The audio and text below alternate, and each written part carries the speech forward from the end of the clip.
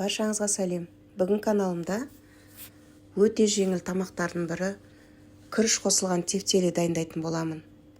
Алдымен үлкендеу ыдысымызға тартылған етті, ұсақтап туралған жуаны, күріш бір кесе және дәміне қарай қара бұрышы мен тұзын қосып, тартылған еттің көлеміне қарай 2 жұмыртқа қостым.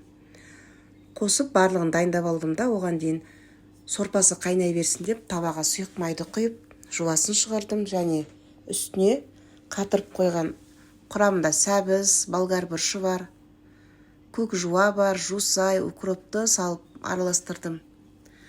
Одан кейін үстіне үйдің томатын 3-4 қасық құйып, кішкене қуырып жібердім. Кішкене қуырдым да үстіне салқын судан құйып, астын баяу отта қойдым, өзінің бабымен қайнай берсін деп. Сорпаны қайнатып болғаннан кейін осындай тартылған етті барлығын араластырып, дәмін барлығын біркелкі қылып араластырдым да, тарелкаге осылай барлығын дөңгелек формаға келтіріп дайындап алдым. Дайындап болғанға дейін міне сорпамыз да қайнады.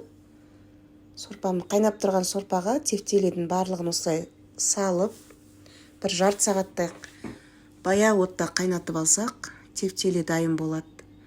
Сіздер де осы рецепт бойынша дайындап көрсеңіздер болады. Дәмі өте керемет. Міне тамағымыз дайын болды. Енді осыны ыдыстарға салып, үстіне кішкене қаймақ қоссаңыздар да болады, немесе майонез қосып жесеңіздер дәмі өте керемет болады. Ас болсын.